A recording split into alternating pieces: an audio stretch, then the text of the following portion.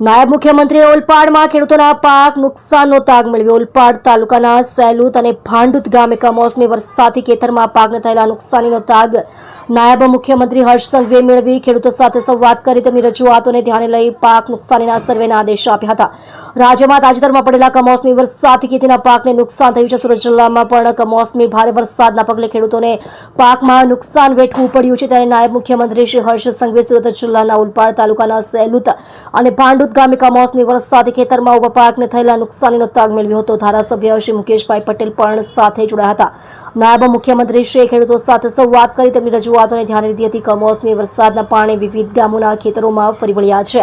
આ પાણી ઓસર્યા બાદ તેમના નુકસાનીના સર્વે માટે ખેડૂતોએ મંત્રીશ્રીની રજૂઆત કરી હતી। ઓલપાડ તાલુકામાં રસ્તા પર સૂકવવા માટે મૂકેલા ડાંગરના પાકમાં ખેડૂતોને થયેલા નુકસાનનો અલગથી સર્વે કરવાની સૂચના પણ મંત્રીશ્રીએ આપી હતી। આ પ્રસંગે નાયબ મુખ્યમંત્રીશ્રીએ જણાવ્યું કે સુરત જિલ્લામાં કમોસમી વરસાદને અનુલક્ષીને મુખ્યમંત્રી શ્રી ભૂપેન્દ્રભાઈ પટેલના આદેશ અનુસાર શાકભાજી સહિતના પાકોમાં થયેલા નુકસાનનો તાત્કાલિક સર્વે શરૂ કરી દેવાયો છે। ખેડૂતોની મુશ્કેલીઓ અને રજૂઆતોને પણ ધ્યાને લેવામાં આવી છે। આ મુશ્કેલીના સમયમાં રાજ્ય સરકાર હર હંમેશા ખેડૂતોની પડખે રહી મહત્તમ મદદ કરવાની પ્રતિબદ્ધતા દોહરાવી હતી। આ અંગે સ્થળ પર વધુ વિગતો આપતા સુરતના નાયબ ખેતી નિયામક શ્રી એનજી ગામિતે જિલ્લા ખેતીવાડી સુરત જિલ્લા પંચાયતના રિપોર્ટ મુજબ જણાવ્યું હતું કે સમગ્ર ગુજરાત જિલ્લામાં સુરત જિલ્લામાં કુલ 550 અસરગ્રસ્ત ગામો માટે 350 પ્રાઇવેટ સર્વેયરો દ્વારા સર્વેની કામગીરી શરૂ કરાઈ છે અને 53 ગામોમાં સર્વે પૂર્ણ થયો છે।